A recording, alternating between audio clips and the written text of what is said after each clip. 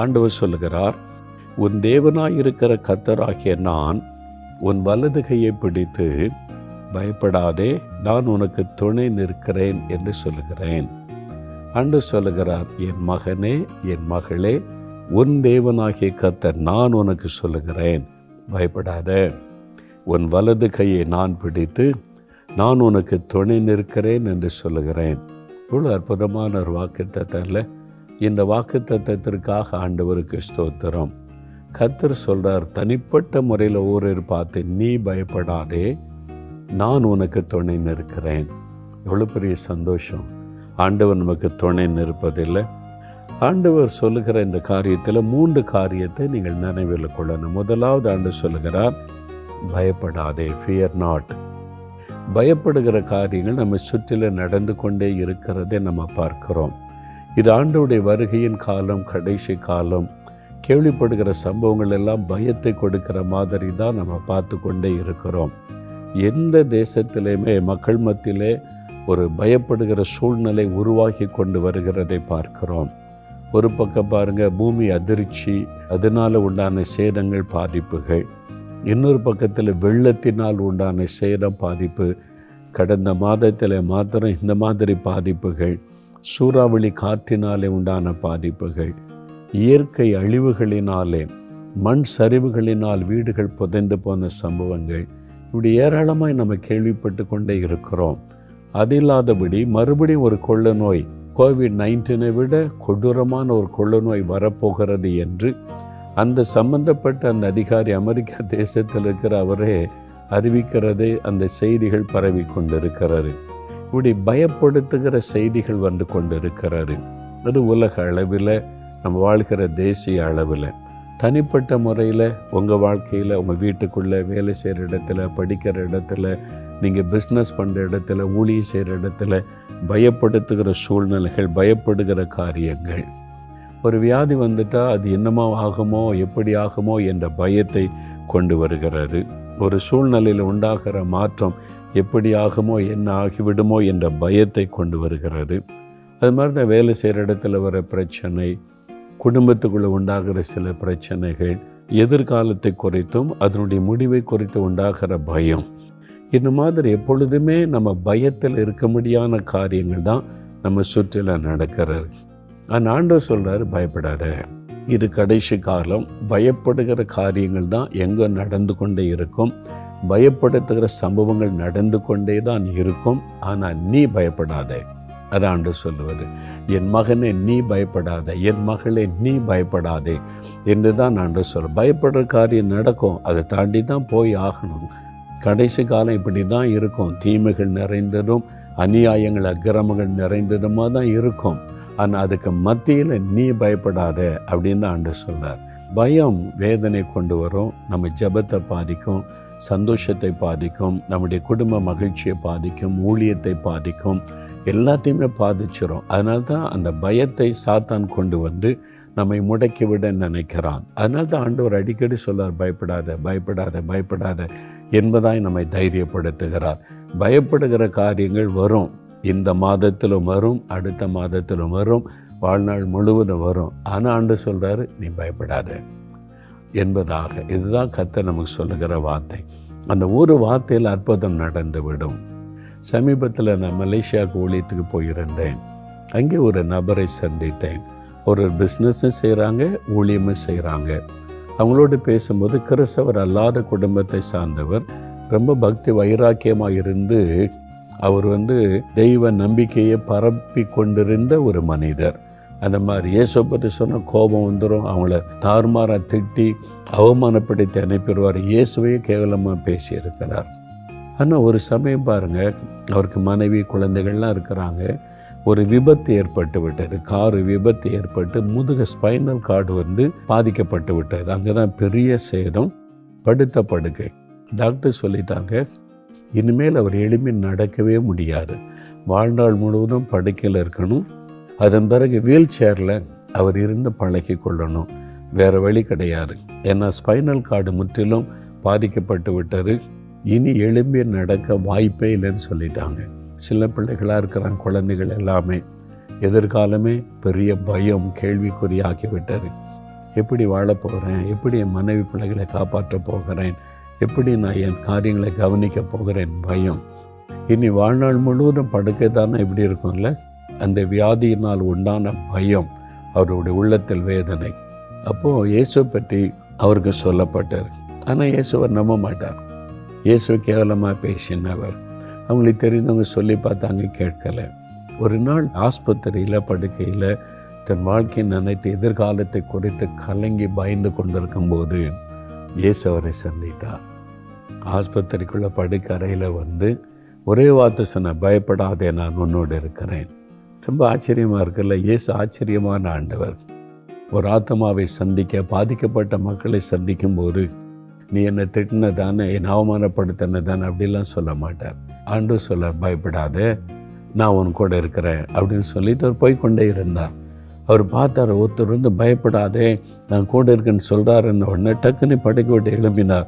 படுக்கை விட்டு எழும்பி ஓட ஆரம்பித்தார். பின்னாலே ஓடுனா அவர் ஆஸ்பத்திரி அறையை விட்டு வெளியே வந்து வராண்டாவில் நடந்து ஆஸ்பத்திரி வாசலில் வந்துட்டா, வாசல் வரைக்கும் போனவர் டிஸப்பியர், அப்படியே மறைஞ்சிட்டார்.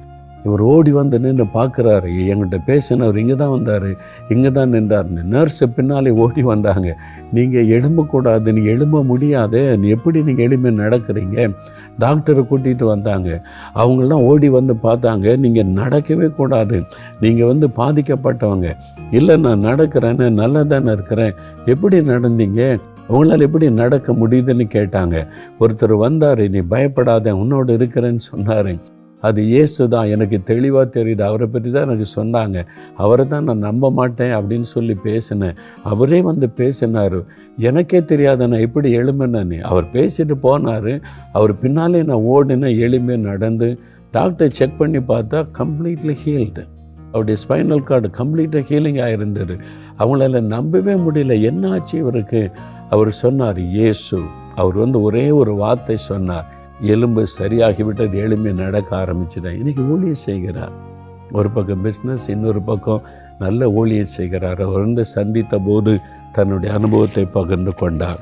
இன்றைக்கு அதே ஆண்டவர் இயேசு தான் சொல்கிறார், நீ பயப்படாதே, நான் உனக்கு துணை நிற்கிறேன். துணை நிற்கிறேன் என்ன, ஐ வில் ஹெல்ப் யூ, நான் உனக்கு உதவி செய்கிறேன், உன்னை சுகமாக்குவேன், தேவையை சந்திப்பேன், உனக்கு வழிகளை திறப்பேன், நீ பயப்படுகிற காரியத்தை மாற்றி அமைப்பேன், அதனால் நீ பயப்படாதேன்னு சொல்லி இந்த மாதத்திற்கு தேவன் உங்களை பார்த்து சொல்லுகிறார். இந்த மாதத்தில் நீ எதைக்கு பயந்து கொண்டிருக்கிறாய் என் மகனே மகளே, அதை மாறுதலாக முடிய பண்ணுவேன், மாற்றி அமைப்பேன் ஆண்டவர் சொல்லுகிறான். இப்போ பயப்படாத. 2வது ஆண்டு சொல்கிறாரு, ஏன் எப்படி பயப்படாமல் இருக்க முடியும்? நான் உனக்கு துணை நிற்கிறேன் ஆண்டு சொல்கிறார். நான் உனக்கு துணை நிற்கிறேன், உன் கூட இருக்கிறேன், துணையாக இருக்கிறேன். சிலர் சொல்லுவாங்கல்ல, இதுக்கு போயிட்டு வான்னா எனக்கு பயமாக இருக்குது, நீங்கள் துணைக்கு வந்தால் நான் போகிறேன். சின்ன குழந்தைகள் அப்பா நீங்கள் துணைக்கு வாங்கப்பா நான் போகிறேன் அப்படின்னு சொல்லுவாங்க. அம்மா துணைக்கு வாங்கம்மா அப்படின்னு சொல்லி சின்ன குழந்தைகளை ஸ்கூலுக்கு அனுப்புகிற பாருங்கள், அந்த பிள்ளை ஸ்கூலுக்கு போக மாட்டேன் பயமாக இருக்குன்னு இடம் பிடிக்கும். அம்மான்னு சொல்ல அவங்கள நான் கூட வர்றேன் சொன்னேன்னா, அம்மா கூட வந்தால் பிள்ளை சந்தோஷமாக கையை பிடிச்சிட்டு நடக்கும். குழந்தை கையை பிடிச்சிட்டு நடத்திட்டு போனாங்க, அம்மா வர்றாங்க, எங்கள் அம்மா கூட இருக்கிறாங்க அப்படின்னு வரும். அவங்க ஸ்கூல் வாசல் விட்டு போனால் உடனே அழும், நீங்கள் என்னை தனியாக விட்டு போகிறீங்க, என் கூட இருங்க அப்படின்னு சொல்லும். அப்போ சில தாய்மார் பாருங்கள், கொஞ்ச நாளைக்கு அந்த பிள்ளை ஸ்கூலில் கிளாஸ் ரூமில் பக்கத்தில் உட்காந்துருப்பாங்க. நான் பார்த்துருக்குறேன். கொஞ்ச நாள் இருந்து அப்புறம் அந்த பிள்ளை தைரியப்படுத்தி அப்புறம் தனியாக அனுப்புவாங்க. அந்த பிள்ளை தனியாக நடக்க பயப்படுது. தாய் கூட இருந்தால் பயம் இல்லை, துணையாக எனக்கு தாய் இருக்கிறாங்க.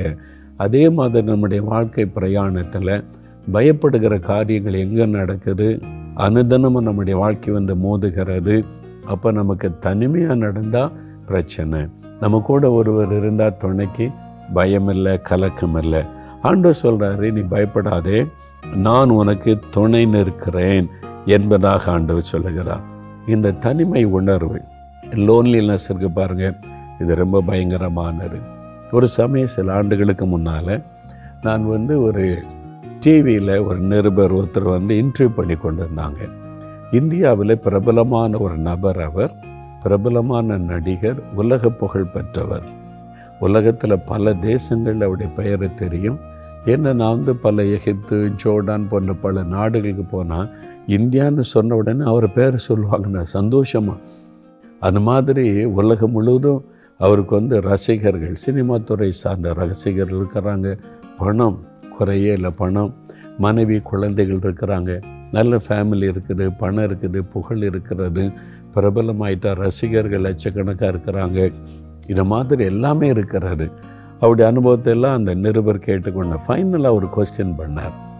நீங்கள் இந்த மாதிரி இருக்கிறீங்க, உங்களுக்கு வாழ்க்கையில் ஏதாவது குறை இருக்குதா அப்படின்னு கேட்டார். அவர் ஓப்பனாக சொன்னது எனக்கு ஆச்சரியம்.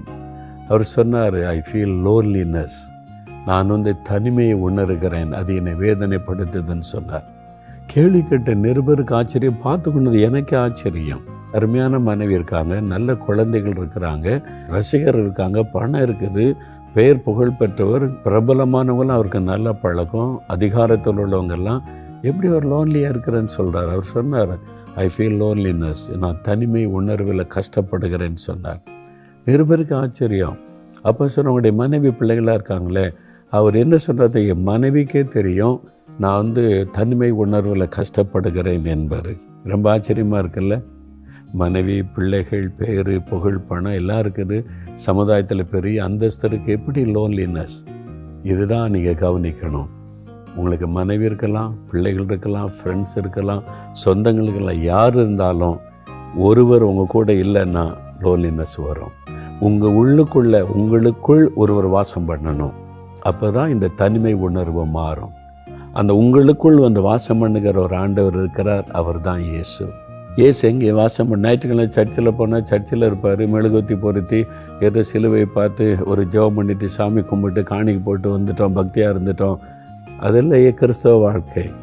அப்படி கிடையாது. உள்ளத்துக்குள்ள வாசம். இயேசு என்ன சொல்கிறார்? வாசற்படியில் நின்று கதவை தட்டுகிறேன், நீ கதவை திறந்தால் உனக்குள், உன் வாழ்க்கைக்குள் வருவேன், உன் உள்ளத்துக்குள் வருவேன், உனக்குள் வாசம் பண்ணுவேன் அப்படின்னு ஆண்டவர் சொல்கிறார். நான் உன்னை விட்டு விலகுவதுமில்லை, உன்னை கைவிடுவதுமில்லை அப்படின்னு நேரத்தை ஞாயிற்றுக்கிழமை சர்ச்சுக்கு போய் சாமி கும்பிட்றதை மாத்திரம் இல்லை, திங்கக்கிழமை, செவ்வாய்க்கிழமை, புதன்கிழமை எல்லா நாளும் நீ வேலைக்கு போனால், படிக்க போனால், ஷாப்பிங் போனால் எப்பொழுதும் கூட இருப்பேன் 24 மணி நேரம். ஏன்னா உனக்குள் நான் இருக்கிறேன், உனக்குள் நான் வாசம் பண்ணுகிறேன். இதுதான் இயேசு கிறிஸ்து கொடுக்கிற மிகப்பெரிய ஆசீர்வாதம். அதுதான் ஆண்டவர் சொல்கிறாரு, நான் உனக்கு துணைன்னு இருக்கிறேன், உன் கூடவே இருக்கிறேன், உனக்கு துணையா உன் கூடவே நான் இருக்கிறேன், உன்னை பிரிக்க முடியாது. மனைவி, பிள்ளைகள் யார் இருந்தாலும் அவளை பிரிக்க முடியும். வேலைக்கு போகும்போது மனைவி கூட்டிகிட்டு எல்லா இடம் போக முடியாதுல்ல, பிள்ளைகளை எல்லா இடம் கூட்டிகிட்டு போக முடியாதுல்ல. வீட்டில் இருப்பாங்க, உறவுகள் இருப்பாங்க, நண்பர்கள் இருப்பாங்க. ஆனால் 24 மணி நேரம் உங்களை விட்டு பிரிக்க முடியாதபடி உங்களோடு ஒன்றித்திருக்கிற ஒருவர் என்றால் இயேசு கிறிஸ்து தான். வேத புத்தகத்தில் கொலேசியர் 1 அதிகாரம் 27வது வசனம் பாருங்கள். அது பின்பகுதியை வாசிக்கிறேன். கிறிஸ்துவானவர் மகிமையின் நம்பிக்கையாக உங்களுக்குள் இருப்பதே ஒரு பெரிய ரகசியம். கிறிஸ்துவான இயேசு கிறிஸ்து ஏன் அவர் மரித்து உயிரோடு எழுந்தார்? உங்கள் கூட இருப்பதற்கு, உங்களுக்குள் வாசம் பண்ணுவதற்கு, உங்களோடு தங்கி இருப்பதற்கு, உங்களுக்குள் அவர் இருந்து வழி நடத்துவதற்கு. கிறிஸ்துவானவர் மகிமையின் நம்பிக்கையாய் உங்களுக்குள் இருப்பதே ஒரு பெரிய ரகசியம். உங்களுக்குள் ஏசு எங்கே இருக்கிறான்னு கேட்டால் எனக்குள் இருக்கிறார். அவ்வளோ பெரிய தேவன் இந்த சின்ன உள்ளத்தில் இந்த மனிதனுக்குள் வாசம் பண்ணுகிறாரு. இதுதாங்க பெரிய ரகசியம் என்று வேதம் சொல்லுகிறாரு. இந்த அனுபவம் தான் இயேசுவை தவிர வேறு யாருமே தர முடியாது, வேறு யாருமே கொடுக்க முடியாது. உனக்குள் உன்னோட நான் வாசம் பண்ணுகிறேன், தங்கி இருப்பேன், உன் கூட பேசுவேன்னு ஒருவரை சொல்ல முடியாது, இயேசு கிறிஸ்து மாத்திரம்தான். அதனால தான் அவர் சொல்கிறார், நான் உனக்கு துணை நிற்கிறேன் என்பதாக. அவர் நமக்குள் வாசம் பண்ணுவது தெரியும். அப்போ நமக்குள்ள தனிமை உணர்வே வராது. அப்படி வரும் பொழுது உடனே பரிசுத்த ஆவியானவர் மூலமாய் நம்முடைய ஆவியில் பேசி நம்மை தைரியப்படுத்தி கொண்டே இருப்பார். ஒரு முறை நான் அமெரிக்கா தேசத்துக்கு ஊழியத்துக்கு போயிருந்தேன், பல வருஷத்துக்கு முன்னால். பொதுவாக நீங்கள் பார்த்தீங்கன்னா இப்போல்லாம் நான் தனிமையாக எங்கேயுமே ஊழியத்துக்கு போவதில்லை. என் மனைவி என் கூட வருவாங்க, என்னுடைய டீம், என்னுடைய ஊழியத்தில் இருக்கிற குழுவினர் என் கூட வருவாங்க. சில இடத்துக்கு 4-5 பேர், அப்படி இல்லாட்டாலும் ஒருவராவது என் கூட இருப்பாங்க. எங்கேயுமே நான் தனிமையாக ஊழியத்துக்கு செல்வதே கிடையாது.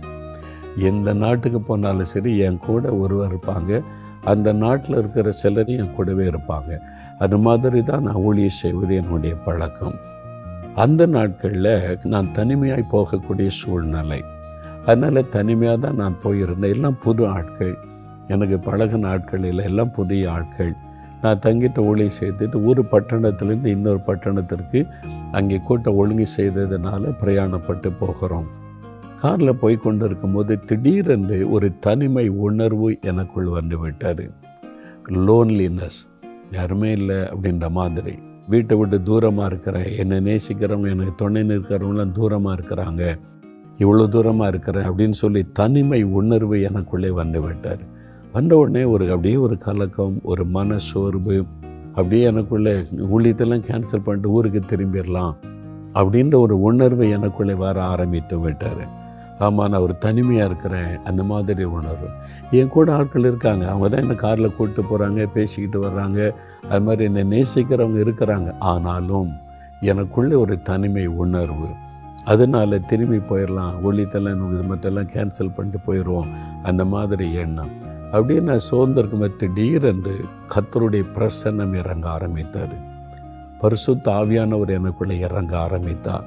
எனக்கு நல்லா திடீரென்று ஆண்டவருடைய பிரசன்னம் இறங்கின உடனே, என் ஆவியானவர் நிரப்பின உடனே நான் ஆவியிலே நிரம்பி என் இருதயத்திலிருந்து புதிய பாஷை வெளிப்பட்டார். அப்படியே நான் துடிக்க கண்ணிலிருந்து கண்ணீர் வந்து கொண்டு இருந்தது. எனக்கு தெளிவாக தெரிந்தது என்னோட ஆண்டவர் பேசுகிறார் என்பது. என் உள்ளத்தில் இந்த ஆண்டவர் தெளிவாக பேசினார். Son, you are not alone, I am with you. மகனே, நீ தனிமையில் அல்ல, நான் இருக்கிறவன் கூட, உனக்குள் இருக்கிறேன், உன்னோடு இருக்கிறேன், நீ தனிமையாக இருக்கிறது மட்டும் நினைக்காத, நான் கூட இருக்கிறேன்.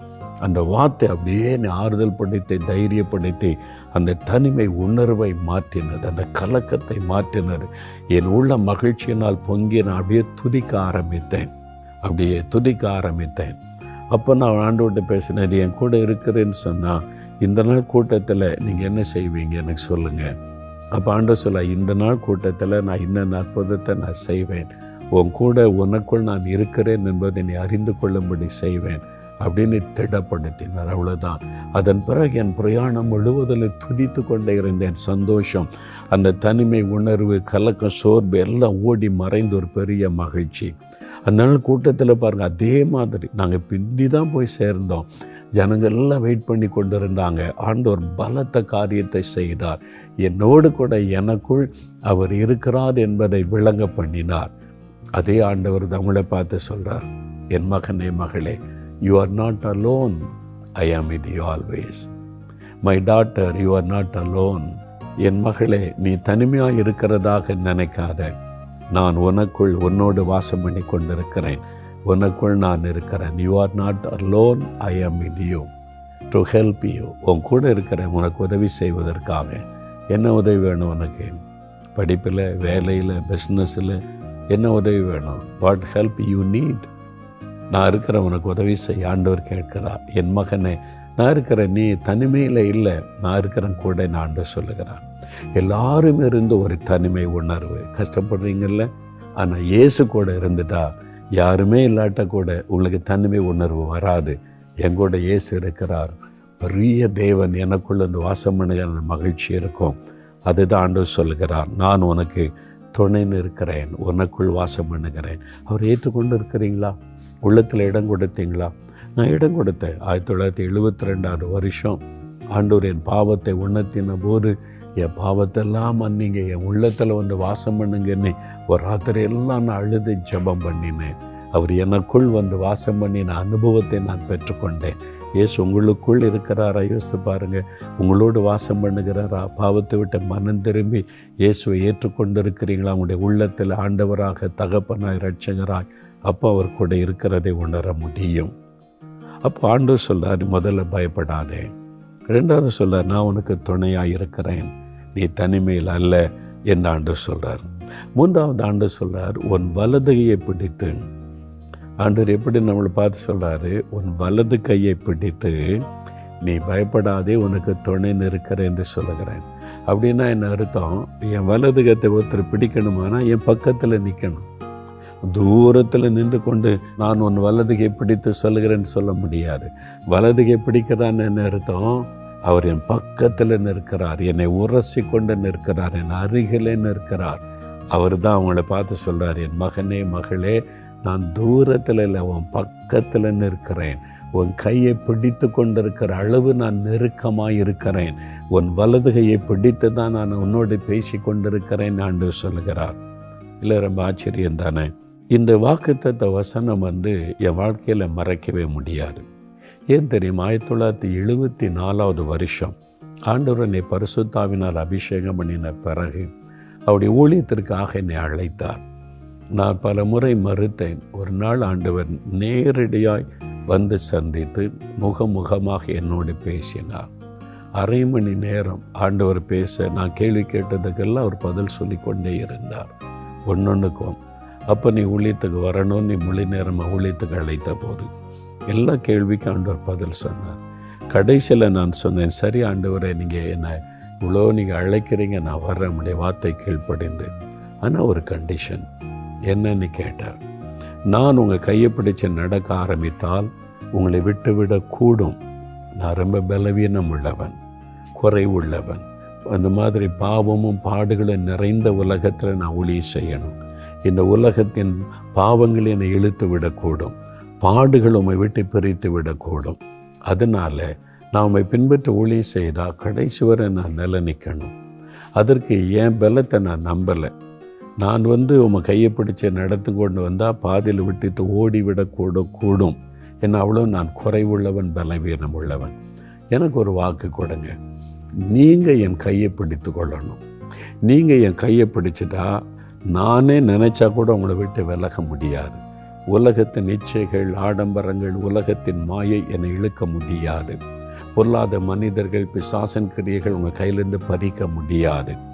எந்த பாடு உபத்திரம் வந்தாலும் பறிக்க முடியாது. என்னை கைப்பிடிச்சிட்டிங்கன்னா நீங்கள் கடைசி வரை நடத்துவீங்க.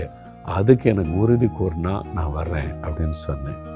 ஆண்டவர் என்னை பார்த்து சிரித்து சொன்னார், மகனே, நீ ஒரு நல்ல ஒரு காரியத்தை என்னிடத்தில் கேட்டாய். நான் உனக்கு வாக்கு கொடுக்கிறேன். உன் வலது கையை பிடித்து நான் நடத்துவேன், உன்னை கடைசி வரை நடத்துவேன். ஒருவரும் என் கையிலிருந்து உன்னை பறித்து கொள்ள முடியாது. எந்த சாத்தானுடைய வல்லமையும் உலகத்தின் மாயையும் என்னை விட்டு உன்னை பிரித்து விட முடியாது. நான் உன்னை கடைசி வரை நடத்துவேன் அவர் சொன்னார். அப்பொழுது என் வலது கையை அவருடைய கரத்திலே நான் கொடுத்தேன். என்னுடைய வலது கரத்தை அவர் பிடித்தார். என்னுடைய வலது கை, இந்த வலது கை பிடிக்கணும். அப்போ ஆண்டோடைய இடது கை பிடிக்கும்ல, அப்போ தானே இடது கை பிடித்து அவர் அப்படியே நடத்தி கொண்டே போவார், பேசிக்கொண்டே வருவார். இதுதான் என்னுடைய அனுபவம். இன்றைக்கு 45 வருடங்கள் ஆகிறது. கர்த்தருக்கு என்னை அழைத்து அவருடைய கரத்தில் என்னை ஒப்பு கொடுத்து ஊழிய பாதையிலே 45 வருடங்கள்.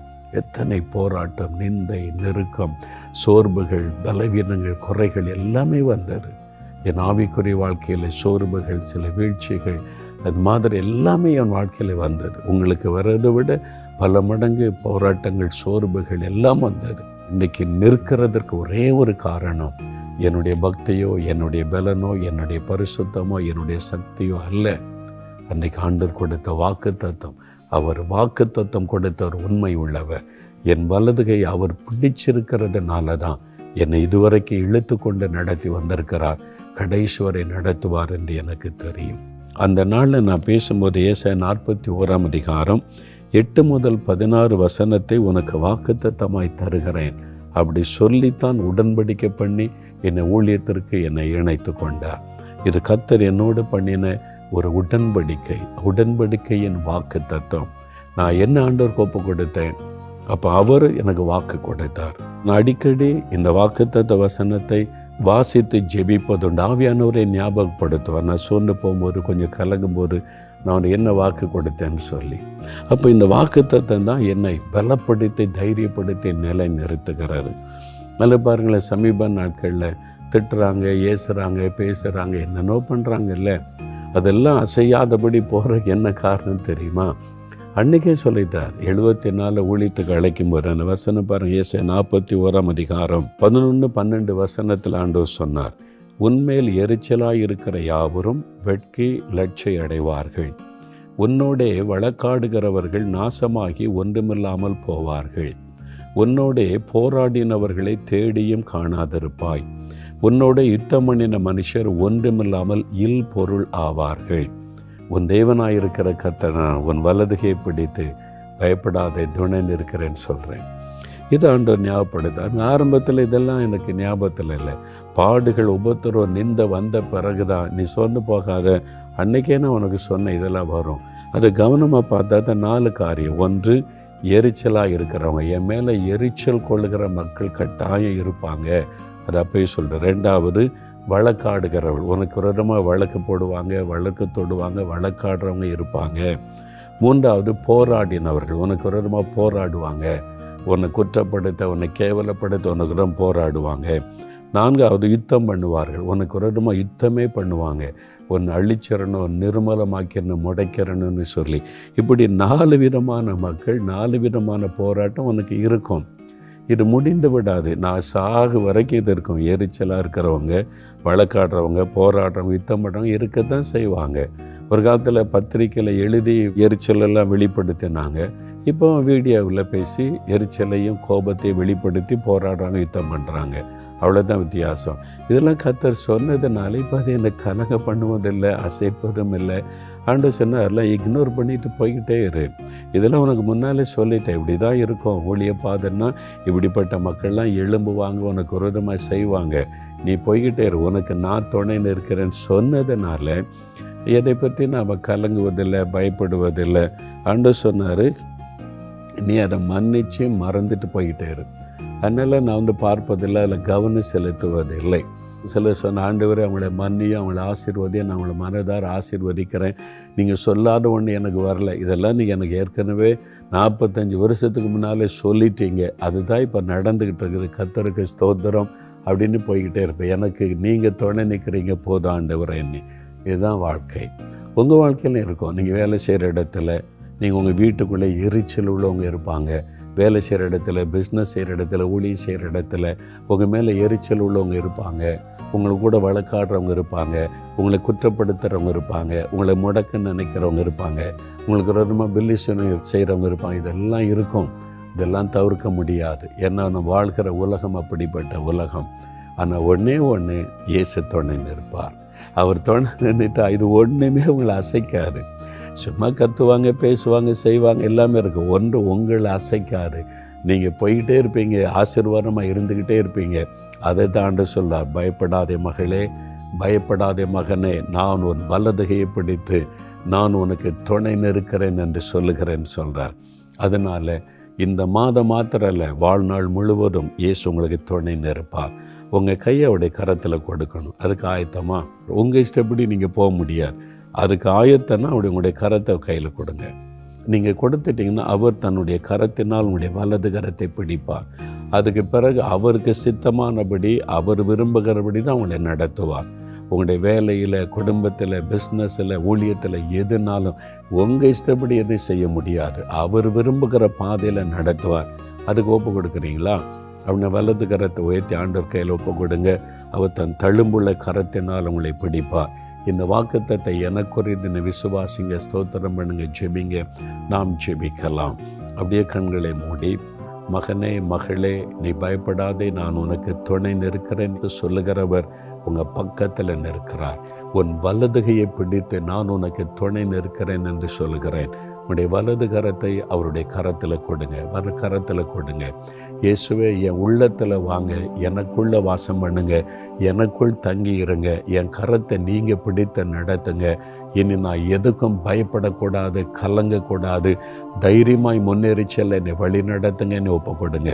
தகப்பனே, இந்த மகன், இந்த மகள் ஆண்டவரே உம்மை ஏற்றுக்கொண்டு தன்னுடைய உள்ளத்திலே, தன்னுடைய வாழ்க்கையிலே உமக்கு இடம் கொடுத்து தன்னுடைய கரத்தை நீர் பிடித்து கொள்ளும்படியாக தன் வலது கரத்தை உம்முடைய கரத்தில் ஒப்பு கொடுக்கிறார்கள். இன்றைக்கு அவருடைய கரத்தை பற்றி கொள்ளுவீராக, அவருடைய கரத்தை பிடித்து கொள்ளுவீராக. நீர் வாக்கு கொடுத்தபடி உன் வலதுகையை பிடித்து நீ பயப்படாதே, உனக்கு துணை நிற்கிறேன் என்று இப்பொழுது சொல்லும் அந்த குரலை அவர்கள் கேட்கட்டும், அந்த சத்தத்தை அவர்கள் கேட்கட்டும். உம்முடைய கரம், அவருடைய கரத்தை பிடிப்பதை அவர்கள் உணரட்டும். இந்த நாள் முதல் அந்த பயங்களெல்லாம் ஓடி மறையட்டும். சூழ்நிலைகள் இயேசுவின் நாமத்தில் நாமத்தில் மாறட்டும். கலக்கங்கள், வேதனைகள் இயேசுவின் நாமத்தில் விலகட்டும். உம்முடைய சித்தத்தின்படி கரம் பிடித்து அவர்களை வழி நடத்துவீராக. ஆண்டவரே, அவளை சுற்றி நிற்கிற பயப்படுத்துகிற சூழ்நிலைகள் இயேசு கிறிஸ்துவின் நாமத்தில் விலகட்டும் என்று நான் ஜெபிக்கிறேன். வியாதிகள், பலவீனங்கள் எல்லாம் இயேசுவின் நாமத்தில் மறைந்து போகட்டும். அற்புத சுகம் சரீரத்தில் உண்டாகட்டும். வியாதினால் உண்டாகிற பயம் விலகி மகிழ்ச்சியோடு துதிக்கும்படி சகல நோய்களும் பலவீனத்தின் கட்டுகளும் அறுக்கப்பட்டு போகட்டும். ஆண்டவரை, பயத்தை உண்டாக்குகிற ஆவிகள், கலக்கத்தை உண்டாக்குகிற ஆவிகள், எதிர்காலத்து குறித்த பயத்தை கொடுக்கிற சாத்தானுடைய வல்லமைகளை கடிந்து கொள்கிறேன். ஆண்டவர் தைரியப்படுத்த, பயப்படாத இந்த வார்த்தை அவர்கள் கேட்கட்டும், அவருடைய இருதயத்தில் தொனிக்கட்டும். கர்த்தர் தைரியப்படுத்தி நடத்தும். படிக்கிற பிள்ளைகளுக்கு படிப்பிலை துணை நின்று வெற்றி கொடுத்த உயர்த்தி நடத்தும். வேலை தேடுகிற பிள்ளைகளுக்கு நல்ல வேலையை கொடுத்து ஆசீர்வதித்த உயர்த்தை கனப்படுத்தும். ஆண்டவரை, ப்ரமோஷனுக்காக ஜெபிக்கிற பிள்ளைகளுக்கு இந்த மாதத்தில் இந்த அற்புதம் நடக்கட்டும். கடன் பிரச்சனையில் இருக்கிற மக்களுக்கு கடன் பிரச்சனை விடுதலை கொடுத்து செழிப்பை கொடுத்து ஆசீர்வதித்து மேன்மைப்படுத்தும். வியாபாரம் செய்கிற பிள்ளைகளை வியாபாரத்தில் ஆசீர்வதித்து நீர் துணை நின்று ஆசீர்வதித்து நீர் பெருக பண்ணுவீராக. ஆண்டவரை, அவர்கள் செய்கிற ஒவ்வொரு தொழில் காரியங்கள், கையின் பிரயாசங்களை ஆசீர்வதியும். நிலத்தின் பலனை காணும்படி அவருடைய நிலங்கள் செழிப்பையும் பெரிய அறுவடையை காணும்படிக்கு ஆசீர்வதித்து நடத்தும். ஊழியத்தில் நம்முடைய ஆசீர்வாதத்தை, நன்மைகளை காணும்படி அவருடைய பயப்படுத்துகிற சூழ்நிலைகளை மாற்றி ஊழியத்தில் ஆசீர்வதித்து உயர்த்தை மேன்மைப்படுத்துவீராக. ஆண்டவரை, நசரேயனாக இயேசுவின் நாமத்தில் ஒவ்வொரு பிள்ளைகளுடைய வாழ்க்கையிலும் இன்று முதல் அற்புதம் நடக்கட்டும். இன்றைக்கு சூழ்நிலைகள் மாறட்டும். பயப்படுகிற சூழ்நிலைகள் மாறட்டும். நீ பயப்படாதே, நான் உனக்கு துணை நிற்கிற இந்த வாக்குத்தத்தத்தின் ஆசீர்வாதம் இன்று முதல் அவர்களுக்கு உண்டாகட்டும். தினந்தோறும் அவருடைய வாக்குத்தத்தத்தின் ஆசீர்வாதத்தை அனுபவிக்கட்டும். இயேசு கிறிஸ்துவின் நாமத்தில் அற்புதம் நடக்கிறதற்காய் ஸ்தோத்திரம். பயத்தை கொண்டு வருகிற ஆவி விலகுகிறதற்காய் ஸ்தோத்திரம். சூழ்நிலைகள் மாறுகிறதற்காய் ஸ்தோத்திரம். கர்த்தர் அற்புதம் செய்து விட்டதற்காக ஸ்தோத்திரம், ஸ்தோத்திரம், ஸ்தோத்திரம். இயேசு கிறிஸ்துவின் நாமத்தில் ஜெபிக்கிறோம் பிதாவே. ஆமேன், ஆமேன். பிரியமானவர்களே, ஆண்டவர் அற்புதம் செய்தார். இந்த வாக்குத்தத்தம் உங்களுக்கு வரையது. தினமும் இந்த வாக்குத்தத்தத்தை சொல்லி, ஆண்டவரே, நீ பயப்படாதே, நான் உனக்கு துணை நிற்கிறேன்னு சொல்லியிருக்கிறீங்க. என் வல்லருகே நீங்கள் பிடிச்சிருக்கிறீங்க, அதுக்காக ஸ்தோத்திரம். நீங்கள் நடத்துங்கன்னு தினமும் துதித்து கொண்டே இருங்க. இன்றையிலிருந்து காரியங்கள் மாறும். நீங்கள் எதை குறித்து பயப்படுறீங்களோ அந்த சூழ்நிலையை தலைகளாய் மாறும். அற்புதம் நடப்பதை காண்பீங்க. கர்த்தருடைய ஆசீர்வாதம் உங்களோடு இருப்பதாக. ஆமென்.